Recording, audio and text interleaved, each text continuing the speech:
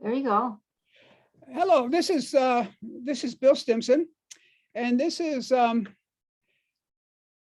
Wednesday, December 15th, 2021. And I have here as a guest, now let me change the view so that they can see you. I have here as a guest Susan Coleman, whom I knew when she was a little girl in the Isle of PINES, Cuba, and I was a little boy. And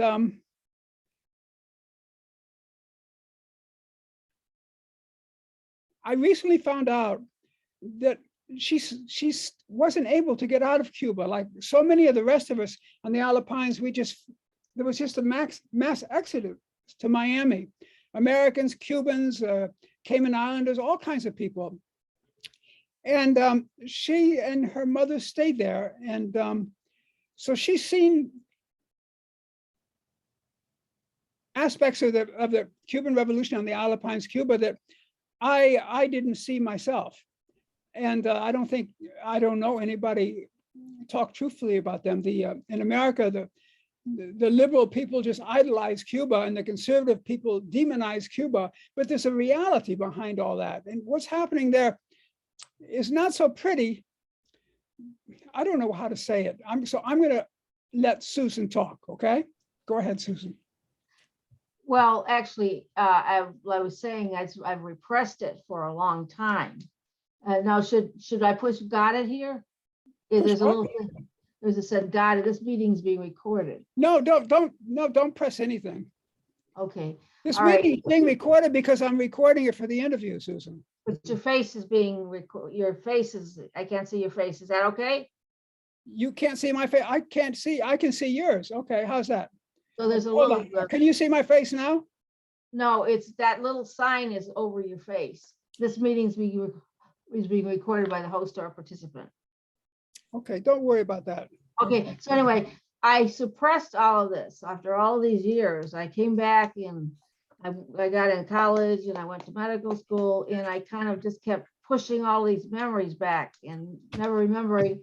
And I don't know if you're familiar with the foreign claim settlement, that the people who have had property confiscated by Castro are putting a claim for settlement against Castro.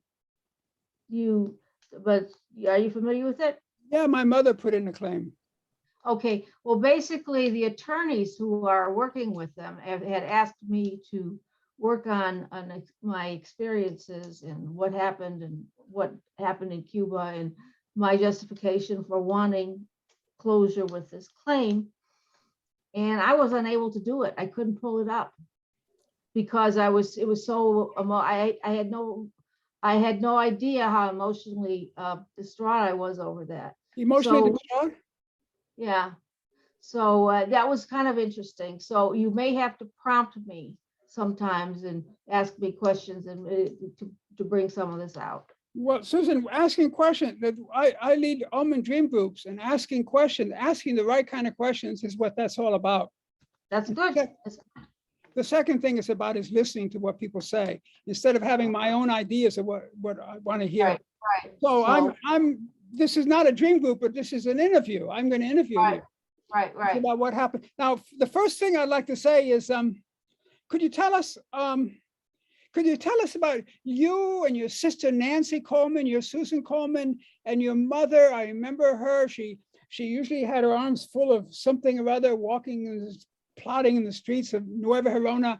And your father was a quiet, distant, ethereal man, looked Nordic in some way, and he was reputed to be working on some genius invention. I don't know what. That's a story. And the idea was that you were very interesting people. Could you tell us something about your family and how you ended up in Cuba and what you did? Oh, sure. My father was always rather innovative. Did you ever watch Mosquito Coast with Harrison Ford? Watch what? Mosquito Coast with Harrison Ford. No. He was kind of like a idiot savant, a really big genius, always had big ideas. But the big mistake he made coming to Cuba is he took everything we owned and invested it in Cuba. It's kind of like putting all your eggs in one basket. You drop the basket, you lost it all. But you know, he wanted to do this. He bought this. My sister has a big article about it. He met Dr. Walls at the Mayo Clinic. Dr. Walls was the owner of the Isle of Pines Land Company that my father bought. He bought the entire rights to the Isle of Pines Land Company for $8,000 in 1952 or 56. And then he just moved us over there. He sold everything, sold the property, rented the house, whatever house we had, and moved down to Cuba. I don't know what your mother did or how she ended up being there, but so that's what he decided to do. And he was clearing land titles.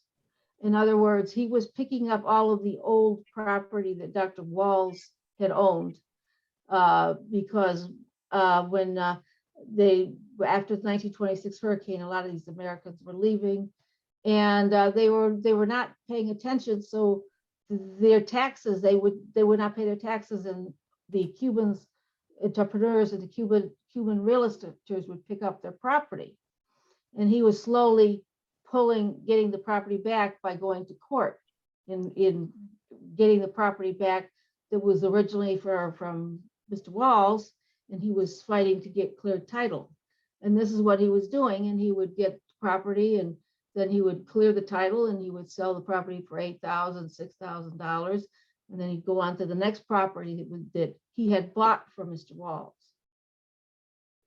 And he would clear the title and then go to the next property and the next property.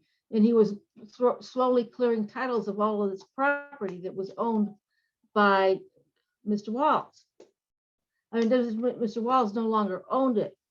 He did, but Mr. Walls had sold, it was a legitimate corporation, and he had sold it to my father. But, you know, most of the titles were messed up because somebody had forgotten to pay taxes.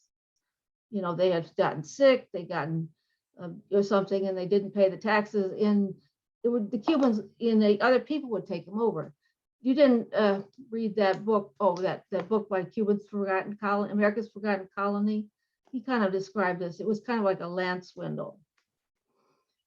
So that's what my father was doing. He got this really high-end, really smart lawyer from Havana, and the lawyer would come in every day on the plane.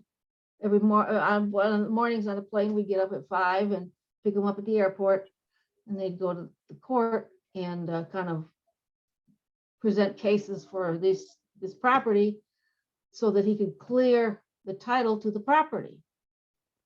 And then next time the title was cleared, then the lawyer would go home and they would get another property and do all the research, huge amount of research. And then they go out and they go to the courthouse and try to clear the title again. And this went on. And as the titles were cleared, then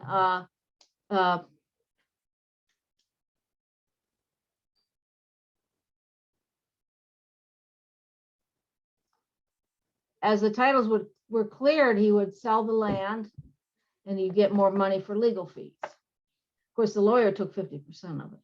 So so this is what went on, and this was 1957, 56 or 57. This went on from 57 to 59. And he got some of Batista's guys real mad at him. They tried to poison him, they tried to shoot him. Say that again. You got some what? He got Batista's man really mad at him. They tried which man? Pieces man? Batista, Fulgencio Batista. Oh, Batista. Yeah. And they tried to shoot him. One time they tried to poison him with arsenic, so on and so forth.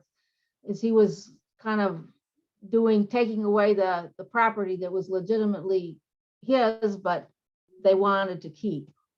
So anyway, this went on till 59, and then till Castro came in, and then, you know, we thought it would be better, and it obviously wasn't. You know, Castro, you know, he didn't know how to run a country. And no, wait, can I get you to go slower there? Castro came in, and you thought it was better. We initially thought it was better. And then we realized that it was not, that his time in Cuba was over, and he had to find another means of another income, another source of income. Your father. Yes, yes. And then at that time, there was a lot of emotional stress. My parents were fighting and everything. And we stayed because there was nowhere else for us to go. Most of the other people on the island, the Americans, they had a home, they had family, they had somebody, they had money in the States they could go back to, or a home or something. They didn't put everything they had into the Isle of Pines. He put everything he had into the Isle of Pines, which is a really dumb thing to do. And so he left, and Nancy finished to school up till, I think it was ninth grade. What, do you know how far they could go in the American Central School? Ninth grade or 12th grade. You can go to 12th grade. Well, she was fifth, I guess she was, anyway, she finished, and then she went to the States, and I was still there, and he also went with her, hoping to get back. Hoping to get, your father went with Nancy and he hoped to come back? Yes. But that's when Eisenhower, or it was Eisenhower, they broke diplomatic relations. That was Eisenhower did it before Kennedy was elected. They severed diplomatic relations with Cuba, and then all Americans it was recommended that they leave because the embassy had closed. Do you remember this? No, I wasn't there. We left. We left in I think 1960 maybe, or 61. So Oh no, well he had left in 59, but my mother stayed, and I stayed there to keep the house and keep the property intact till he could come back and take over, and he never got to come back. So that was why we were there. From Bay of Pigs was 61. And then we left at the end of 1966, I believe. It was December 29, 1966 into 67. So that's 61 to 66 is 5 years, right? Well, it ended up being about 6 years. I was 17. I had just turned 17, and when my father left, I had been probably 11 or 9 or something like that. And so we were stuck there. But this was not just a problem of being stuck for political reasons. There were a lot of family situations and family problems that made it worse. You see, you got a dysfunctional family, you got some bad issues, and you add that to the political situation, it's a total chaos, My mother had never been able to care for her. She was one of those traditional women who couldn't drive, and who she didn't know how to do anything else in a man's world. She didn't know how to make arrangements to leave. She didn't know how to do anything. So we were stuck there, the blind leading the blind. She didn't know how to do anything. I didn't know how to do anything. I was 10 years old, and we were just kind of left afloat. You were how old? About well, it could have been even well, I got there when I was 7, and so by the time my father left, I was about 9 or 10. Yeah. And so then we had to go through, at the time when we could leave, she did not knew how to do the machinations or do the things to get to leave. She didn't know how to do this. She didn't know how to go to the embassy. She didn't know how to go get all these powers of attorney and affidavits and in plane tickets and passports. At that time, the embassy was a Swiss embassy. The Swiss embassy was taken over for American embassy. There was no embassy. When a country breaks diplomatic relations, they close their embassy. So there was no embassy to get papers to leave the country. And you had to get visas and all that. She didn't know how to do that. Plus, she was so wired down with a depression, she was extremely depressed on top of being she spent all her days writing letters to all her old friends from the Isle of Pines. That's what she did all day. She would sleep, and then she would get up and go on the typewriter and write letters to all of these people that she knew from the Isle of Pines Community Center, all these people in that community, you know, Sundstrom or Fraser or all these people that she had met through the newspaper. By the way, the newspaper was something she did. She kind of had to keep up the image. We started it, but she took it over because we were dumb kids. We didn't have any ability to continue doing something like that. She took it over, and she enjoyed it. She took it over because she enjoyed talking with all the people who would travel there. There was a tremendous number of Americans and expatriates that went through that island, you know. I don't know if you remember, but it was huge number.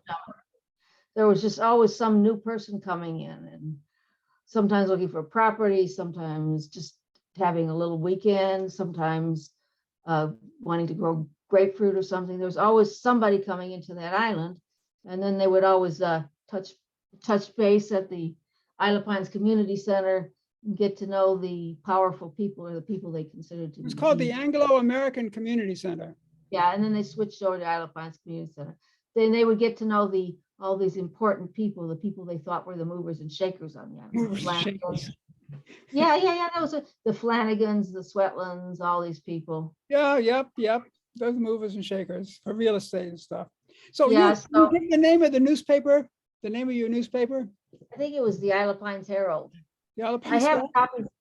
Isle of Pines Herald. You have copies? I do. I do have them. Yeah, I have big boxes of Cuban Do you have a stuff. complete set of the newsletter? I think so, yeah. My sister gave me it was like they're like photostatic copies or something. Yeah, I have them, and it tells about who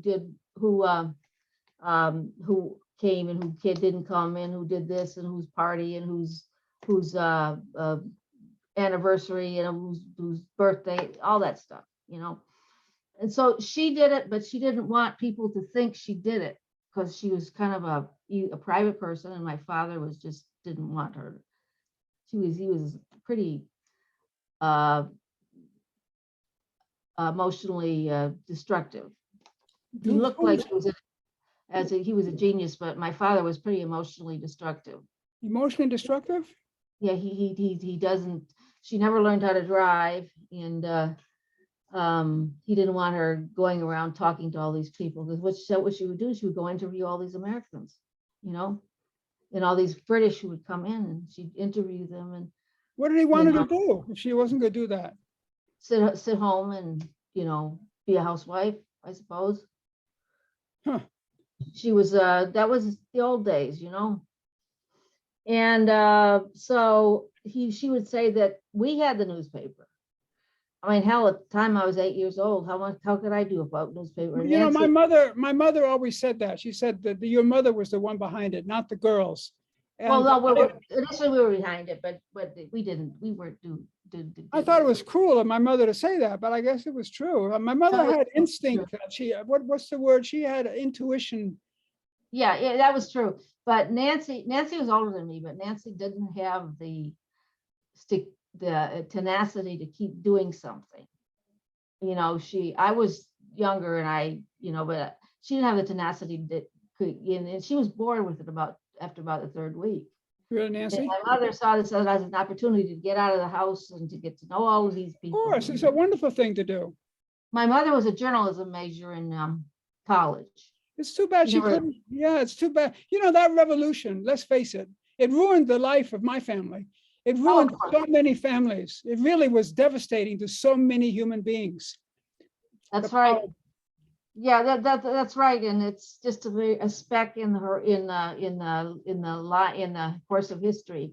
Most people don't understand it, but you know, so you did. And my sister was left in. My father didn't take care of her. You know, he left her with relatives. He left her with my mother's brothers for them to take care of her. They were all working class, and they were paying for her food and upkeep and up in clothes and everything, while he was running around trying to get his business back going in the States. So she had a very bad time with being in this country. She finally got married at 16 just to get out of that that terrible situation. She married when she was 16 to someone who was 22. My father gave permission. So she had a bad time.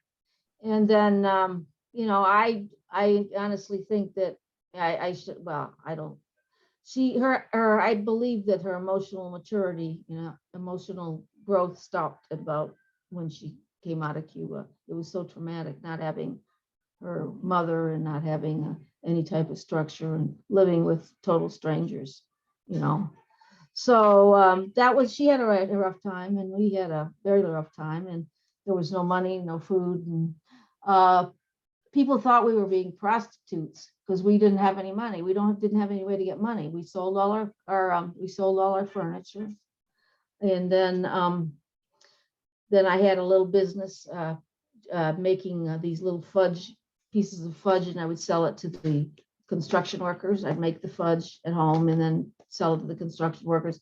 I made some money, but we sold all our furniture, and then my mother had American dollars in cash, and she sold it on the black market. She would get $100 and she would give them 100 American dollars, and then they should get 600 Cuban dollars from it. It's a 6-to-1 black market. And these people would leave the country, and they would kind of hide it in their casts or hide it somewhere on their person where they couldn't find it, and they would have money to live when they came to the United States. So she was selling black market. We were selling black market every time we pulled out $100 to sell. We were just terrified because we could have been caught, And the people thought that, Cubans are very narrow-minded. There was an ethic there, the very puritanical ethic from the Middle Ages about women and, stuff like that. They thought we were prostituting ourselves, and that's how we got the money. And, stuff like that, but anyway, we finally did manage to get out. It took a while. I realized that, I was about 13, 14. I realized that this regime was not going to suddenly dissolve, and everything was not going to be back to normal, and the American Marines were not going to come and pull everybody out and save everyone and give everyone their property back. It just wasn't going to happen. But I don't think my mother realized it. You don't think whose mother? My mother, I don't think she realized that we had to get out. She thought that you just waited another couple months, and then something would happen, and my father would come back, and the regime would change, and everything would go back to the way it was. And it never did, as you know. Now when you opened up, you talked about suppressed memories and emotionally distraught. Is this the period that you're at now where some memories are suppressed? No, they were suppressed from then until, when I got back here. And then when I got back here, it was like I went ahead and got to high school. I had 9th grade education. And when I was 17, I had a 9th grade education. But are you familiar with the GED? GED, that's the graduate entrance exam? No, general educational development. That's the exam that people take who don't go to high school. Yeah. And then the soldiers would do that. If they could get that, they could get a high school equivalency certificate. So I had 9th grade education. So I went and I took the GED exam. So I got high school equivalency. So you were a smart cookie. Well, that was all, there was books. We managed to get books from the Isle of Pines Community Center. And I was reading all. You skipped books? What? No, we found books. You know what? I just don't know what this is. Okay, here it goes. There we go. Okay, so the Isle of Pines Community Center, the center, what they call the Community Center, they took it over. They intervened. They, what do you call it? The government took it over. the government took it over. And they Intervención. put, yeah, they put intervened, whatever. So, so there was a time of about 1 week between the time that they took it over and put a padlock on it. They left, told everyone they couldn't go there, it's taken over, and before they put a padlock on it. And so my mother and I went and got tons and tons of books from there, like bags and bags and bags of books from the place, took them home. And then all of a sudden one day there was a padlock we couldn't take anymore. So, and that's what we had. So to read, you know. And what books did you like the most, or the ones you found there? A lot of the social democracy. You use people you haven't heard of. Harry Overstreet. I've heard his name, but I don't know who. I forgot who he is. It was one of those liberal guys from the 50s and 60s who talked about industrial democracy and all that stuff. He was one of the one of the motivators for the League of Industrial Democracy. Familiar? That was the socialist groups of before the 60s. Before the 60s, there was socialists and beatniks, and there was people who felt that people should be equal, and it was the League of Industrial Democracy. That's the whole idea of the FDR. Exactly. Franklin Roosevelt, it really revolutionized America. Right, but then everybody's been cranking it back after FDR, and it's ever since Reagan, everyone keeps cranking it back. Yeah. But there was Harry Overstreet and Student League, and one time I was in college at Wayne, and I opened the locker, and it was so amazing. To me, it was such a big thing. I saw inside the locker SLID, a big slogan, so SLID inside the locker. Nobody had cleaned the locker in school for all these years. That was Student League of Industrial Democracy. That's the precursor of in the 50s of the so it made my day. I never took that off. I never took that decal off. It stayed there on the inside the locker. But then there was him, and then there was also Mickey Spillane and Nero Wolfe and John Le Carre and piles and piles of Post New York, Post, your American Post, or the magazines, those things, the POST, those big magazines. The Post, the Saturday Evening Post. Saturday Evening Post. They had that, and then we had a Irish friend who lived there, Mary Eggers. She got the Daily Sketch. The Daily Sketch was the most horrible gossip column of England. The British are really big gossips, and this is a whole magazine every week or every day, pages and pages of stuff about all the dirt about royalty, who's doing what, and all the dirty stuff that royalty does, and all the gossip and all. So reading all these things educated you. Well, that didn't necessarily educate me, but it certainly gave me an insight into how gossipy and the British were. I don't mean that particular one, but I mean all these different books. Yeah, right. Yeah, that did, because, and then there was biochemistry, and there was math, and there was sociology. I read everything there, everything I had, I read. And, but a lot of nice paperbacks of novels, crime novels and suspense novels from the 50s. Some like, and none of it science fiction. It was like Mike Hammer. Have you heard of him? Mike Hammer? Yeah, I think I've heard these names are vaguely familiar. Yeah. Yeah, Mike Hammer, Mickey Spillane. Oh yeah. Nero Wolfe, all those.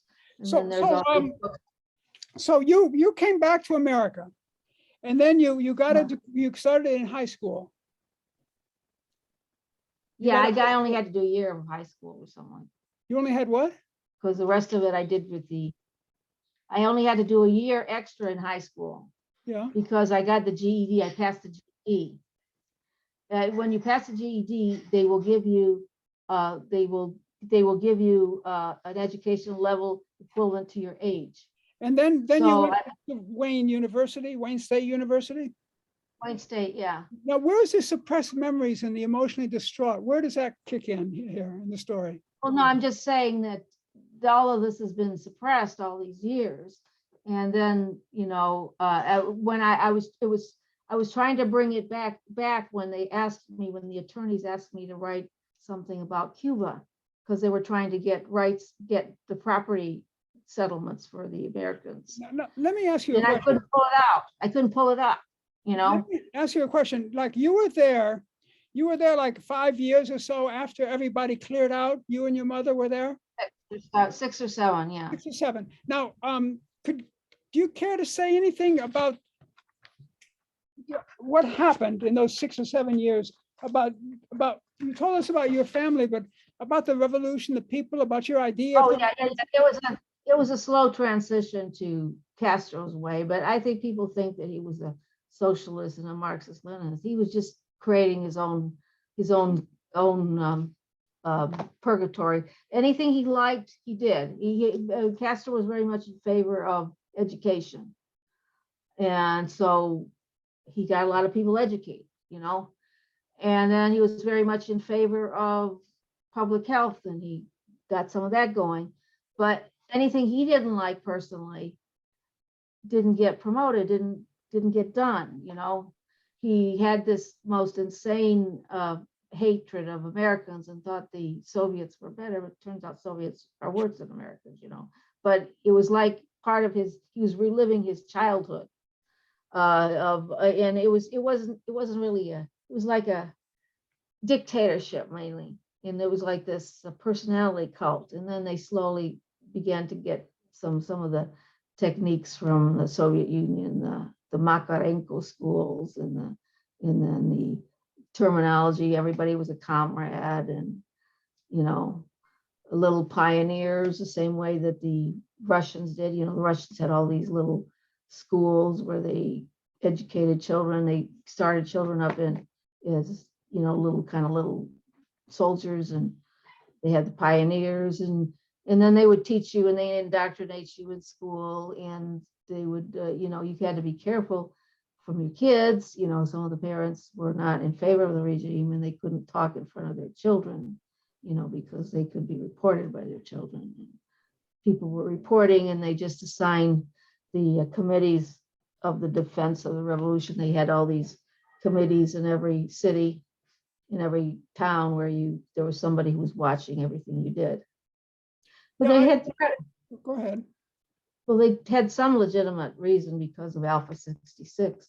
Because of what? Alpha 66. That was the Cuban, the Miami Cubans who were trying to get Castro overthrown, and they would come in at night and they would sabotage some of the tourist destinations. And You know, the Isle of Pines? Not so much Isle of Pines, but the rest of the country, yes. Oh no, I had friends who were executed. I had they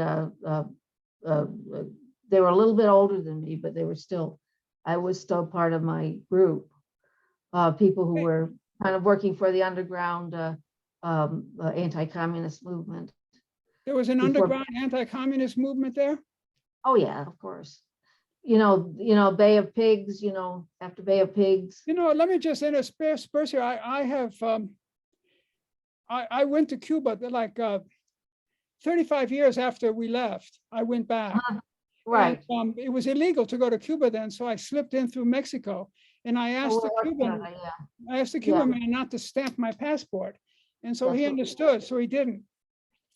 And I stayed with people that I knew from the Isle of Pines, Japanese people. Right. That's where I stayed too. And I was there and I stayed with them. They talked about you all the time. Oh, really? Yeah. Oh, when you went there, you stayed with them? Uh-huh. What did they say about me? They said they felt so sorry for you because they wouldn't let you in the house, that you went to see your house, and the people did not allow you to go in to visit, to have any memories. And it was they felt very bad. Well, actually, when we went to the house was closed. Nobody was there. The next door woman came over and talked to us, but it was so sad. When I went there, what I found, one of the Japanese women said to me, and she was a woman that later worked at the I'm talking about your house, where they went to your house and they wouldn't let you be seen. With That- my when you- house, it was closed when we went there. There was nobody there. The owner, Okay. the person living there wasn't there. They were in town or something. I would have liked to have gone in, but I didn't want to break in, But Right. it wasn't like our house anymore. The communists had changed the whole landscape. They try to turn it into a grapefruit orchard or something. And of course, the land doesn't support that piece of, their idea is that from above, they control everything from above. And so I want grapefruit here, so we should plant grapefruit here. It doesn't matter what the land can support. It doesn't Yeah. enter into their thinking what is Oh, organic, right, real. for sure. It's sad. Uh, Anyway, when I went back, the people, here's an example. I was in the car and we were driving by this mango plantation. And I said, oh, what is that thing on the screen? Oh, you're wiping off the screen? I said, No, oh, it's my cat's tail. oh, your cat. Harley, get to You know. just clean the screen. Anyway, so I said, oh, they're planting, you have a new mango orchard here. And the man turned to me, he said, that's not ours, that's theirs. And I said, what do you mean theirs? And what he was trying to say is that tilt the screen a little lower towards so we can see the cat a little bit. Okay, hold on. There you go. Tilt a little more. Harley, here you go. No, the screen. Tilt the screen. Tilt the A little screen. bit. Yeah, okay, like this. Pull it toward you. The top Okay. toward you. Okay, all right, pull the top. toward- Listen, okay. see what I'm doing? See what I'm doing? Uh-huh, Do there that. you go. Okay, Yeah. well, he's gone now, so, Okay, that's okay. So I said, who's theirs? And he meant theirs is the government. And the idea that came out was that the people in the government and the generals, all the people, Ah. it's a typical dictatorship scheme was like in North Korea, where they give all the benefit to the people who are helping them establish the regime. And it's, all right, yeah. it's organized like a mafia Mhm. family or something. And I realized that this revolution wasn't real. And my friend said to me, we thought Wasn't really a revolution, no. we thought we were changing the world. She said, we thought this was an experiment. She said, but the No, experiment it- failed, and we were wrong. It wasn't. And what it was, Wasn't. I think Castro was a dictator before he was a communist. That's move your screen, Exactly. move your screen, Susan, so I can see your face. Pull your screen down like this. Pull it the Okay. top of it down. No, Okay. pull it down some. No, you're pushing it up. Pull it down. Down some Okay. more. Hold on a minute. Okay, like this. Yeah, there we go. Okay, so yeah, it was I agree with you. all these people that did, all these regimes that become socialist or something, they really aren't socialists, they're just another form of a dictatorship. And then they just kind of pick socialism to kind of use that as some beam or Well, something. The truth is, as I see it now, I find that the same thing is happening in the United States right now. The Republicans are very busy in all these different states, making it so the voters cannot decide who represents them. The Republican Party picks who wins the election, no matter who the voters voted for. So I feel that Trump is America's Castro, and the Republicans are America's communists right now. They it's Oh, such yeah, because it doesn't go by left to right. It just it doesn't is go the- by left and right. The right and the left are the same. The center is more truthful in a way. It's more Yeah, and- balanced. I happen to be a progressive, a Bernie Sanders social, Yeah. whatever you call them. But But Bernie Sanders, unfortunately, that's not gonna happen here, but. no, you it's know. not in America. But the point is that I agree with you completely. Now continue with suppressed memories and emotionally distraught. You Hmm. want to say anything more about that? Yeah, but you know what? Could you see my face, or is the chin cut off? The chin is cut off. Just pull your screen down like your husband did before. The top of it. Grab the top of it. Pull it toward you. There. You got it. It There. doesn't stay though. Oops. Pull it more, then let it go. There. Okay. Let go. You got a funny screen. Yeah, right. Mike, can you come on and help me with this, just a minute to help me with the screen, please? Yeah, he's gonna get up here. Please, You see your eyes. Before we only saw your hair. well, I know, this is just something, I'll figure it out here. This is not rocket science. This is easy. Wait till Mike gets here. He can do it in a second. What's the matter? I did just the screen. It's just I can't seem to keep my face in the screen. Mike, are you there? Yeah. There we go. We just see All the top of her head. It's because she's moving around too much. No, it's not. I didn't know I was Yeah. gonna move the. Okay, now were we okay now? Now we're Yes, fine. is it? You right? see, now that wasn't hard, was it? Do you see what he I did? didn't even know you could. That's what I kept I saw telling it. I you. can do it now. Now, anyway, so let's get back to this suppressed memories and emotionally distraught about Cuba. What you Right. observed in Cuba during those years, that's history. And not many Americans were there to see. No, what no, you no. saw. There was the Roberts, Lucy Roberts. There was Gaines. There was Schramm. There was Sundstrom. But what you There saw, was- Beg pardon? In What you saw- Cooper's. what you saw there, what you saw happening there, what you people saw. There was nobody to record it. No. Well, I'm asking you to speak about it. If you Right, I want. am speaking about it. That's what I say. You can pull them out, but I can't. I don't always know exactly what to say. Talk about telling the me- emotion and distraught. Well, yeah, the whole thing was mostly, it was hard because we were in a foreign country alone, and these communists, we were discriminated against, we were abused. It was all very, very difficult. Oh, by the way, I don't know if you know this. This is very important. You know that after we left, the Schramm and Gaines, Mrs. Schramm and Mr. Gaines were brutally murdered. Did you hear about that? No, I didn't. I didn't know who they were, but before my mother left, there was a woman south of Nueva Gerona. She had her house, a retirement house, a wonderful woman.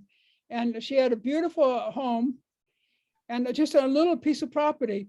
And they found her killed. Her throat was cut or something, lying out in the gutter in front of her house.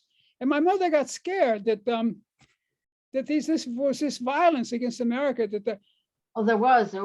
These and then our people- house was robbed. It was completely, the day we saw you on the mountain, you and Nancy, we were all up on a mountain, La Cañada mountain together. Yeah, That day, our house was robbed and all of our things that they really suspected any American person of being CIA or something. I don't know what. We were just ordinary people. no, but once the power, the particular power is no longer in power, then the people who were part of that power become the victims, scapegoats. The Americans were always revered. They had the money. They were able to provide people with jobs. And when it was no longer the case, then they were able to abuse them. Well, we didn't have money, and I don't think we were revered. My mother really liked the Cubans, and the Cubans liked her, and I liked the Cubans. My brother was very proud to be American. He would say, "Why don't you behave like an American?" I didn't give a fuck how Americans behave. I was having fun with the Cubans. I liked Cubans. They were happy people and exciting people. I liked Cuba. At times. But I think after the revolution, it changed. And so Yeah, that's it did. why- Yeah, because all of a sudden we become the hunted. No, we don't have a value. Americans have no value. The Russians are coming in, and the Russians are giving the money, and the Russians are helping people. The Americans don't count anymore. I was very often afraid for my safety, and I've had a couple of bad encounters living. Yeah, it was nasty. So we went to visit a radio station once, and I was waiting outside by the car, and this little Cuban boy walked up to me, and they can see if you're American. And he said to me in Spanish, he said, "Why are you an imperialist?" It's they teach it in school. And I said, "I'm not an imperialist." I mean, what was I? I was 15 years old, I didn't even know what an imperialist was. So yeah, anything else you want to say about that, or you want to? I mean, like I said, I can't pull it up that easily. It's right down there, and you tend to forget bad memories. Any more bad memories that you want to pull up now? Nah. Okay, do you want to say anything more? You went back to Cuba many years later. I did, it was a year after you went back there, but I went back 3 times. I went there with Mike. I went once and I realized how he hated the place and didn't want to be there. Oh, So I Mike, went, he hated the yeah, place? yeah. And so I went back 2 times by myself. And each time I had to, I think one time I went through the Bahamas, but the other 2 times I went through Toronto. And because it was like closure, you have to be able to see I know. something. You have to see something. Your adult has to see something in comparative to the child. That's the only way you can put away the child, is to see it as an adult. And so I went there, and all 3 times I stayed with the Haradas, and and then I visited. There was a historian who I would come to, and I had all these postcards and all sorts of stuff from from Isle of Pines history. And I would share that with him. I think he wanted me to share all the things about all the Cubans in Miami, and to get the dirt on them, because at that there's this historian who was a former military guy and retired, and he would take me around places. And he wanted me to get the newspaper. There's an Isle of Pines newspaper that was published in Miami. It was basically a paper that was telling people about all the people who came from the Isle of Pines, not the Americans, the Cubans who left the Isle of Pines, what was happening with it, kind of like a news update. And he kept wanting me to bring copies of that to him. And I knew why. And I said, no, I'm not doing that. But they were worried about the Cubans invading or something, because Well, I have to say, I have right now, because I started up an Isle of Pines, Cuba Facebook page. And at one point I had thousands of people, and it really got ugly, because we had all these Miami Cubans posting this ultra right Trump, America is America first stuff. And that's not what I wanted it for. I didn't want that. But right now, the way I see it, the Cubans in Miami are just as bad as the Cubans in Cuba, but they're the opposite. They're super right, and the Cubans in Cuba, some of them are super left, and it's just like same thing, only a different. it's They're It's identical. the same Yeah. thing. In other words, where's the freedom? Where's the democracy? Where's the interchangeability? Where's the community, the acceptability, The Cubans are the main hindrance to getting the property settlements, because the Cubans in Miami feel that they are entitled to remuneration from the property seized by Castro as well. That it wasn't the American, they're trying to get it so that it's not only the American citizens, but they get reimbursed. And they're becoming a real difficult problem, because they're trying to get remuneration for some of the Americans. I was not at all interested. My mother went through that, the property and this and that, but I feel that I really feel there's a sickness in America about money and about getting my property, and it's mine. I want to get what's mine. There's a sickness there. No, my father lost everything, so I wouldn't mind getting a little bit. Well, I don't want to. I don't want to. When I went back to that house, I never wanted to move in and take it over again. I just wanted to see it.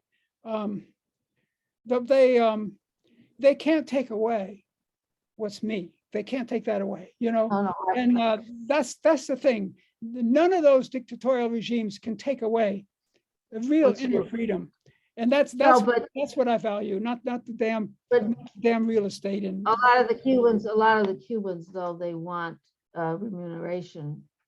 They're all into money. They're so glad to get to America. To all the capitalism and all the things they can buy in the supermarkets and the store, and the money they can make by working. I visited some of their houses, and they just really go for this home decoration and wall-to-wall carpeting, and it's just like they're living in this to them it's this beautiful thing. And I just wonder, why are people spending their time on this sort of stuff, but that's Well, the way they that's are. this country. Well, that's also this country.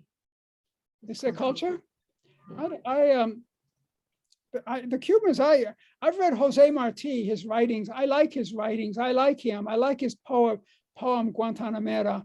And I think the real creative people in every society transform the culture. And then the crappy people sort of Hang stigmatize, on. and they Yeah, turn got it into some sort of ism. You know what I mean? Communism. Yeah, capitalism. yeah. But the real That's thing goes beyond that, you know. I'm reading right now for the second time. Here, in fact, I have it right here, I think. Yeah, here it is. This book, the Master, can you see that? The Master and his Emissary. yeah. You recommend it to me. I have it myself. I ordered it because you recommended it.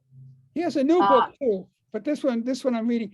And it's the second time around, I'm learning more than I did the first time. It's really, really interesting. He goes through the stages of history and shows how the brain has two halves like a walnut, but they're not equal. The right side Right. is earlier to develop, it's bigger, and it's completely different than the left side. And But then yeah. they're both involved in everything, but I've read their that- approach is that different. book. And the left side wants to control things. And it's ideas in a box, ideology, doctrine, dogma. And the right side is more connected with other people, other people's bodies, the family, the community, the environment, the earth, the seas. For the two different parts of the brain are different. And what happens is over history, it's like a wave. We go to the left, we go to the right. And right now, this whole thing in America with the fascism and the Trump and what do they call all those, the Republican Party, and it's all like left brain if you look at what they say. And the left brain is like, it's the right hand, I'm left-handed, but the right hand grabs, me. Oh, are you left-handed? So am I. Are you left-handed too? Yeah. Well, see, we have something in common. Left-handed, well, but yeah, it's exactly. I read parts of the book, but some of it was too deep for me. I must have gotten through about 2/3 of it, but then It's not too deep for you. It's a hard read when you're. But anyway, so Well, you're a doctor. doesn't matter. When I was a doctor, when I worked, it was like it took everything. It took every bit of my energy. So I didn't have any energy left to learn new stuff like that. Yeah. Anyway, it So- explains a lot. And then the Cubans in Cuba and the Cubans in Miami are very left brain. They're just opposite. One is left brain for their capitalist cause, America first, Republican Trump, and the other one's left brain for their Communist Party and their all that crappy ideology. It's just, it like clogs up the works. It's not real. And when I was there, it wasn't like that. I remember us going to places and the Cubans dancing and the way they laughed, and the Nueva Gerona was such an interesting little town to be in. And it wasn't that interesting town when I left. Oh, wasn't? But they'd already ruined it. Also, do you know what else they did? Castro decided that he wanted to make these reservoirs and these big lakes so that the tourists can come and fish. And there would be a tourist location for fishing. And so something about when you excavate these big lakes, when there's a water table, none of the springs worked, the mineral springs in the Isle of Pine. They had them in Santa Fe. They had them on the way to Gerona. They had them in Gerona. They had them in Santa Barbara. They all dried up. I went to a river between Santa Fe and Nueva Gerona, and on this river, the Americans, when they'd been there, had built this like a cement pool right in the edge of the winter, small pool. Medicinal Agua Santa. No, that wasn't Agua Santa. It was a medicinal bath. I used to. And have you been there? I used to swim there. And you get in that water and it's hot. The water's warm. It's interesting. They had warm springs on the Isle of Pines. It really was an interesting island. Those, you know, those reservoirs, they made this one big reservoir out in the what is it, the Ciénaga Grande or something like that, way out near McKinley. Or And they- Ciguanea or something like that. And they brought in these Africans to do the work on the land and everything, and they thought they educate them in the high school or the school. And some of these Africans had this kind of worm in their legs. The worm burrows into the legs and it lives inside your body. And then it's very painful as the worm comes out again. It comes out through the hole and it goes back into the water to lay its eggs. And these Africans walking or swimming in that lake got that worm in that lake. And now in that area, you can't go anywhere near that lake without catching that deadly, it's a horrible disease. But also, the Isle of Pines end up being a center for AIDS. The AIDS, that's where AIDS was the most common in that. Oh, from Africa, you mean? Came from Africa? And then there's a kind of thorn, a kind of acacia shrub thorn. The Americans did this. The Americans brought these Brahmin cows to Cuba to grow them. Yep, there was an American who did that. I forgot his name. And I saw this, they had this, then they brought this grass, this Pangola grass, a beautiful green grass. And they had these beautiful rolling pastures of Pangola grass with these humpback Brahmin bulls. And the cows they brought in the dung they dropped initially had the seeds of this kind of tree. And so it became naturalized in Cuba, and it just grows in thick clusters. It's an invasive species. Nothing else can get in there. Tractors, the thorns are so horrible that they puncture the tires of tractors, and it's a disaster. And they say it makes good charcoal. Yeah, I don't know about that. Well, I was there, 3 times. It ruined that beautiful island. The Americans ruined it, and the communists ruined it, and the capitalists ruined it, and I don't think the Americans everybody ruined it. I mean, if you look at someone, I've got a ton of old pictures and photos in stories from the old Cuba, from the old Isle of Pines before Castro in the 50s. It's just, I have boxes of this stuff. You should write your book, Susan. That would be, nobody has a book like that. Yeah, but I have boxes of the stuff. It was beautiful. It was beautiful. And they had all the ones about Bibihagua. Yeah, and then they had the all these clubs. Yeah, I know.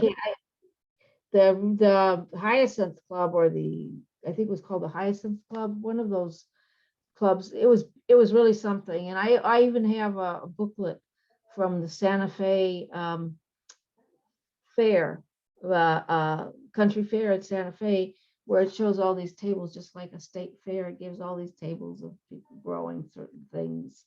The Americans didn't do much. The Americans, though, weren't fair to the Cubans. They always hired Cayman people. They didn't want to. The Cayman people speak English, and they worked very hard. They were good workers. Yeah, but so they would always hire them in preference to Cubans. And Cooper had, do you remember Cooper? Yeah, I didn't know him, but I know of the name. Yeah. Famous American there. He had a big estate of, vegetables. He grew cucumbers. He was a grower. And when my father came over, and he specifically told him, don't ever hire Cubans, always hire the Cayman people. Cooper said that? Yeah. He just would never, there was a class thing here. I mean, it was kind of like the old South of Cuba. Well, we had a Cuban hired in our farm, and he did wonderful work. He was a wonderful person. I learned so much from him. Well, I'm not saying I agree with it. I'm just saying that's the way it was. The prejudice. They would prefer Cayman people. They wouldn't hire Cubans. So. But the Cayman people spoke English. They all spoke English. Yeah, but they also had some of the subservient cultures taught to them by the British.